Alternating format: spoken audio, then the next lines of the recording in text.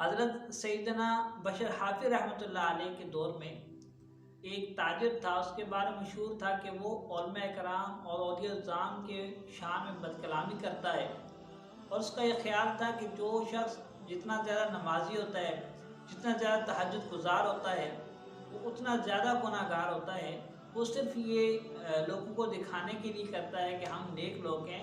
ورنہ وہ ہم سے بھی زیادہ گناہ گار ہوتا ہے۔ تو اس کو ایک دفعہ لوگوں نے دیکھا کہ وہ حضرت امام بشر حافظ رحمۃ اللہ علیہ کی مجلس میں موجود ہے، تو کسی نے پوچھا کہ آپ تو جو ہے وہ ان کے خلاف تھے، آپ یہاں پر کیسے؟ تو وہ کہنے لگا کہ میں ان کے خلاف نہیں بلکہ میں سبھی کے خلاف تھا، لیکن پھر ایک واقعہ پیش آیا، اس کے بعد میری اصلاح ہوئی اور آج میں یہاں پر موجود ہوں۔ اور اس کے بعد وہ سنانے لگا کہ ایک دفعہ میں نے جمعے کی نماز ادا کی، اور نماز کے بعد میں تھوڑی دیر مسجد میں ہی بیٹھ گیا، اور میں نے دیکھا کہ بہت سارے جو تاجر حضرات تھے، وہ جو کاروباری حضرات تھے، وہ نماز پڑھ کے جلدی گھروں پہ چلے گئے، اور جو علماء کرام تھے یا طلباء تھے وہ مسجد میں بیٹھ کر علم سیکھنے اور سکھانے لگے، اور کوئی تلاوت قرآن کرنے لگا۔ تو میں نے سوچا کہ جب جمعے کی نماز ہو گئی ہے، پھر بھی یہ لوگ تلاوت قرآن میں مشغول ہے، نماز پڑھی ہے، اب اپنے گھروں پہ جائیں، لیکن انہوں نے ریاکاری ضرور کر لی۔ اور پھر میں نے دیکھا کہ حضرت امام بشر حافظ رحمۃ اللہ علیہ جلدی مسجد سے باہر نکل رہے ہیں۔ تو میں نے سوچا کہ سارے تلاوت قرآن کر رہے ہیں، سارے علم سیکھ رہے ہیں، اور جو اس شہر کے سب سے بڑے صوفی مشہور ہیں، ان کو مسجد سے بھاگنے کی جلدی ہے۔ یعنی کہ جو ہمارے ہاں سوچ ہے کہ کوئی شخص اچھا عمل کرے یا برا کرے، ہمیں تنقید کرنی ہے، تو اس شخص کی بھی یہی عادت تھی کہ جو تلاوت قرآن کر رہے ہیں، جو عبادت کر رہے ہیں، وہ ریاکار ہیں، اور جو شخص نہیں کر رہا وہ گناہ گار ہے۔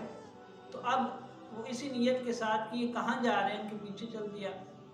کہتے ہیں کہ میں نے دیکھا کہ آپ بازار کی طرف نکل پڑے، تو میں بھی ان کے پیچھے بازار کی طرف چلا گیا، اور پھر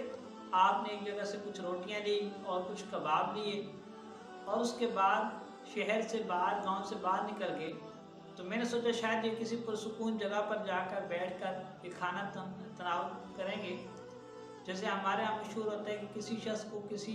اچھی جگہ دیکھ لیں تو کہتے ہیں آج تو بڑا پیسہ آ گیا، شاید کسی کہیں سے حرام کمایا ہے۔ تو وہ بھی یہ سوچنے لگے کہ ان کا پیچھا کرتے ہیں کہ آج ان کے پاس پیسہ کہاں سے آیا، اور یہ اب کہاں جا رہے ہیں اور کہاں بیٹھ کر کھانا کھائیں گے۔ اور پھر جب یہ کھانا کھانے لگیں گے تو پھر میں جو ہے وہ ان کے سامنے آؤں گا اور ان سے بات چیت کروں گا کہ سارے لوگ تو تلاوت قرآن میں مشہور ہیں، سارے لوگ تو عبادت میں مشغول ہیں، اور آپ جو سب سے بڑے صوفی ہیں، تو آپ جو ہے وہ مسجد نماز ہوئی نہیں اور آپ ایک دم سے مسجد سے بھاگ آئے۔ تو کہتا ہے کہ میں آپ کے پیچھے پیچھے گیا، آپ گاؤں سے نکلے، اور کافی دیر چلنے کے بعد ایک پھر چھوٹا سا گاؤں آیا، تو آپ اس گاؤں میں چلے گئے، اور میں بھی پیچھے پیچھے گیا، اور پھر آپ اس گاؤں کی مسجد میں داخل ہو گئے۔ جب میں بھی دروازے میں کھڑا ہو کر میں دیکھنے لگا تو دیکھا کہ آپ اس مسجد میں داخل ہوئے، اور مسجد میں ایک معذور شخص لیٹا ہوا ہے، تو آپ نے اس معذور شخص کو اپنے ہاتھوں سے کھانا کھلایا، اور کھانا کھلانے کے بعد جب میں نے وہاں سے گزرتے ہوئے ایک شخص سے پوچھا کہ یہ جو معذور شخص ہے، یہ حضرت امام بشر حافظ رحمۃ اللہ علیہ کا کیا لگتا ہے، کیا رشتہ ہے ان سے؟ تو وہ شخص کہنے لگا ان سے تو ان کا کوئی رشتہ نہیں ہے، بلکہ یہ معذور شخص ایسا شخص ہے کہ اس کا کوئی رشتہ دار یہاں پر موجود نہیں ہے، کوئی اس کی دیکھ بھال کرنے والا نہیں ہے، تو اس لیے کبھی کوئی اس کو کھانا کھلا دیتا ہے اور کبھی کوئی اس کو کھانا کھلا دیتا ہے۔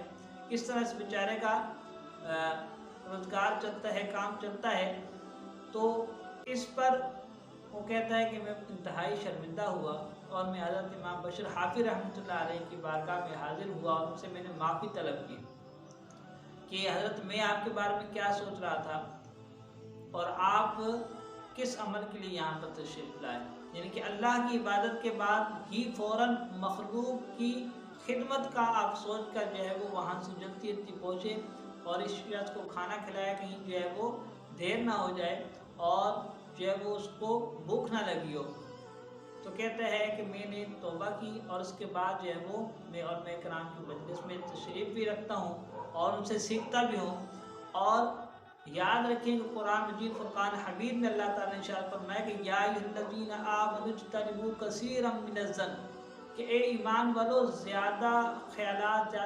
زیادہ گمان سے بچو، کہ ان بعض الظن اسم، کہ اکثر گمان تو گناہ ہوتے ہیں، ولا تجسسوا، اور کسی کی ٹو میں نہ پڑو، کسی کی جاسوسی نہ کرو۔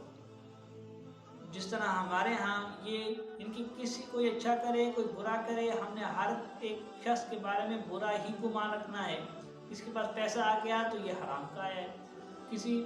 کوئی شخص جو ہے نیک کام کر رہا ہے تو اب یہ ریاکاری کر رہا ہے، کوئی شخص جو ہے وہ اچھے اخلاق سے پیش آ رہا ہے تو ہمیں لگتا ہے کہ یہ کسی مطلب کی وجہ سے ہم سے اچھے اخلاق سے پیش آ رہا ہے، ورنہ جو ہے وہ اتنا بھی اچھا ہے نہیں، یہ جتنا اچھا بن رہا ہے۔ تو اس لیے جب قرآن مجید نے منع کر دیا کہ کسی کے بارے میں برا خیال نہ رکھو، کیونکہ اکثر برا خیال غلط ہی ہوتا ہے آپ کا، اور وہ شخص ایسا نہیں ہوتا، اگر وہ شخص ایسا ہے بھی تو اس کا حساب اس نے دینا ہے، آپ نے اس کا حساب نہیں دینا۔ تو اللہ تعالی ہم سب کو بدگمانی سے، برے گمانوں سے محفوظ فرمائے، آمین بجاہ النبی الامین۔